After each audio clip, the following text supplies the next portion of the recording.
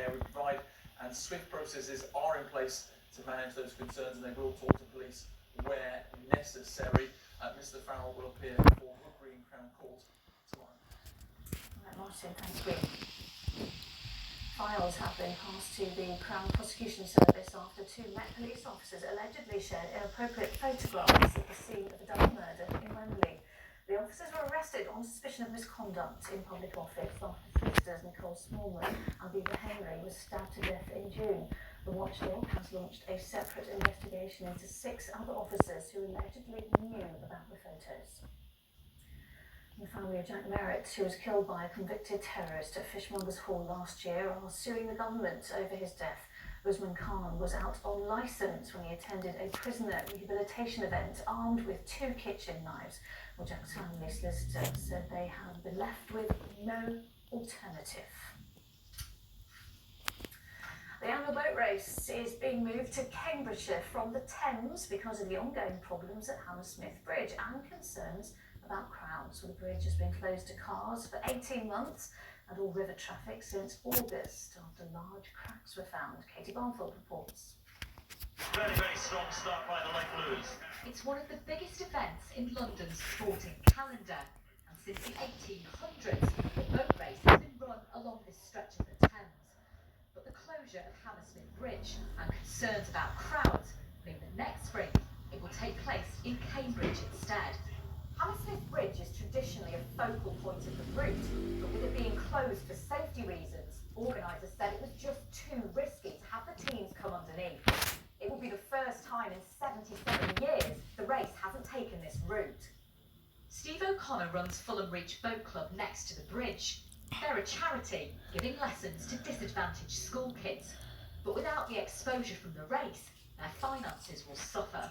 We're really disappointed that it's not going to be on the Tideway. It's a real blow for the sport, I think, in general, because it's a real showcase event for all of us involved in rowing.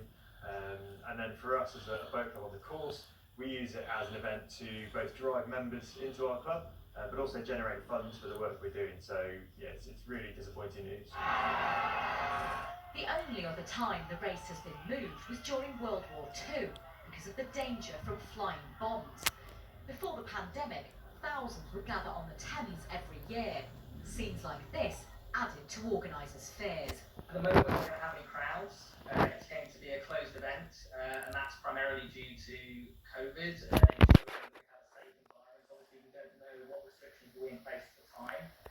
So it will be a different event from that point of view.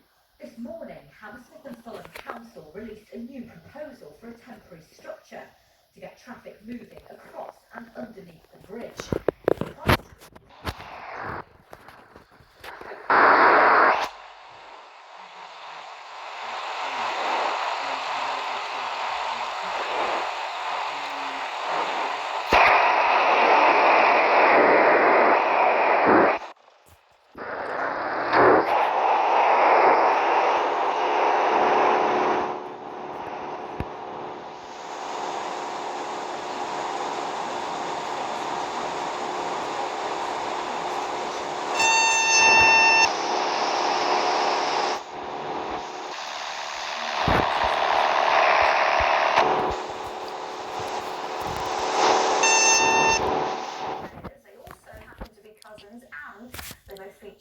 documentary that looks at the sport from tracing diversity, but also aims to challenge perceptions of rugby and open up to people from less traditional backgrounds. Let's take a look.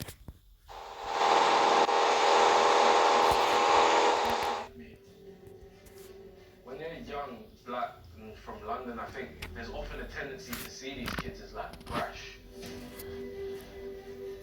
I do believe in the idea that you have to earn your stripes, but I don't believe in the idea that you have to be someone you're not. I'm very happy to say that Bernard joined me now. Hello, both of you. Thank you so much for talking to me this evening. It's lovely to see you both. First of all, Benno, the documentary is called Everybody's Game, is it? Is it everybody's game or is it called everybody's game? Well, no, is it everybody's game? What would you say? Is it you open to flipped. everyone? Actually, it's not, yeah, I would say sort of. I'd say the game in a sense is everybody's game, yeah. Yeah. Tell me a bit more about the documentary. What is the aim of it all?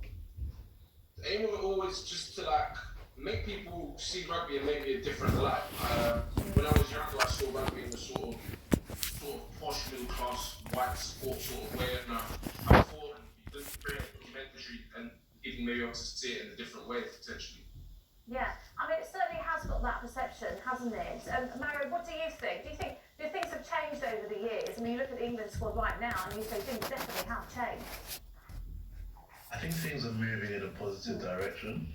I think generally rugby in the professional environment, you're seeing much more diversity, but it's still not a perfect situation. I think it still has this tag assigned to it. It's still considered by many, an upper class sport.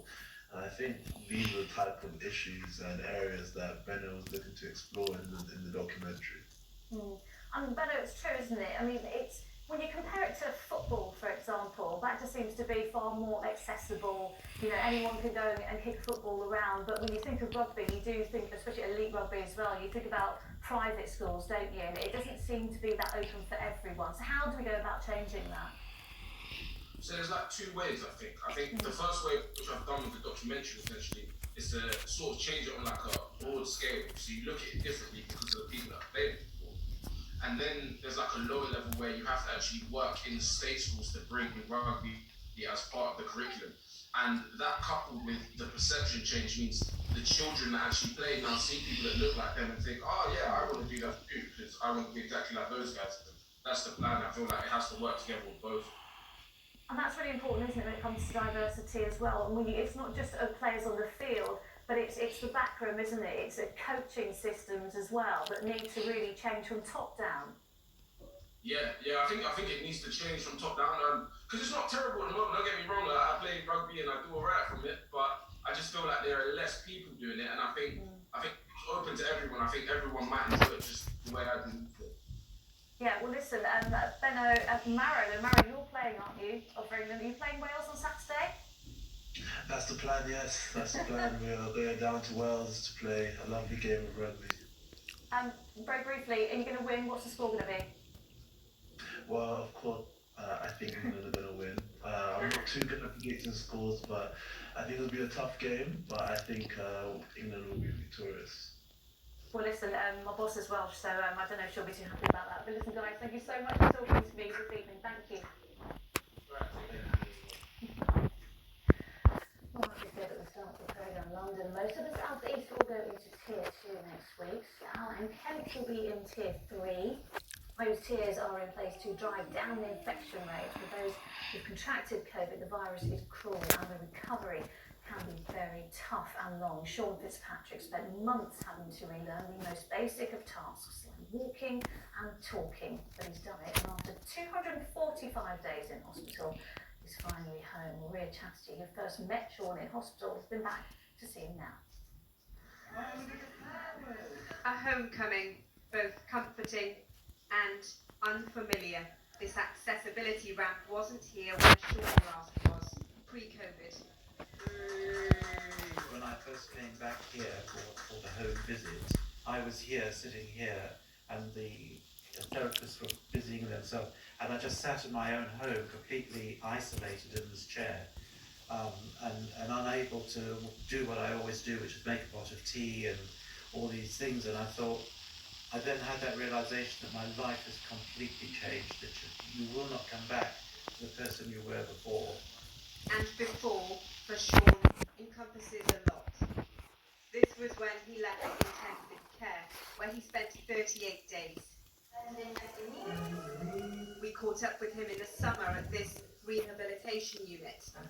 And the beginning, of course, was March, just as the world was starting to change.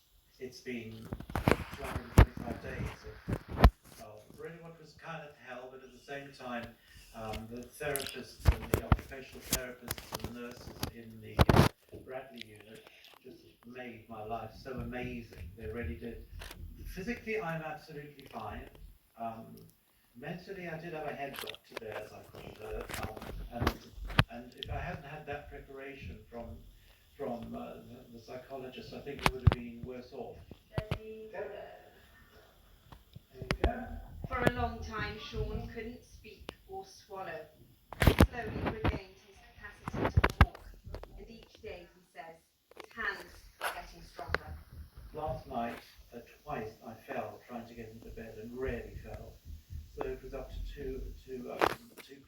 try and get me up, and then I became, you know, sort of despondent. But you can't have that kind of emotion because you will fold. So as painful as it was, and as terrified as I was of being stuck where I was, I got up. It's resilience, and you are right, that word resilience. You can't let the force, physical or otherwise, detract from your going on forward. These celebratory moments bookmark a long and painful journey for Sean. He knows there are others going through the same thing. Ria Chatterjee, ITV News. Oh, what resilience. Right, time for the weather now. Here's Sally.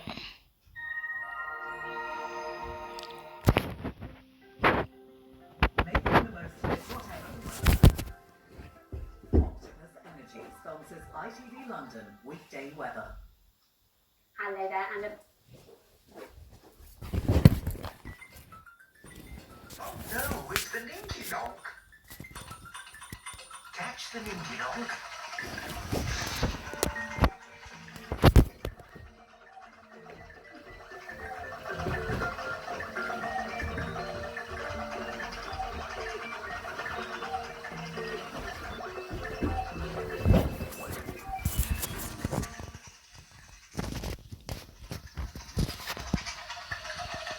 Who's here?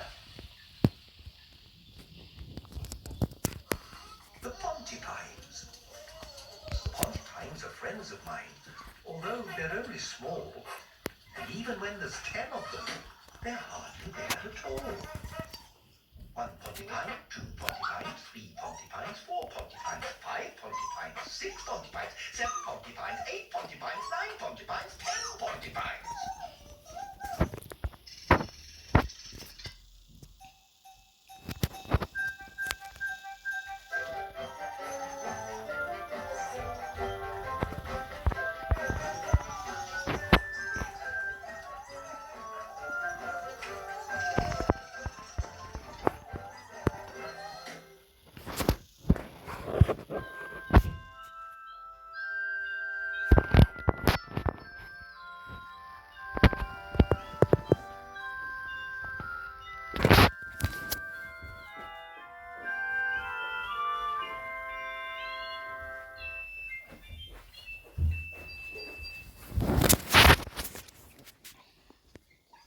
Who's here?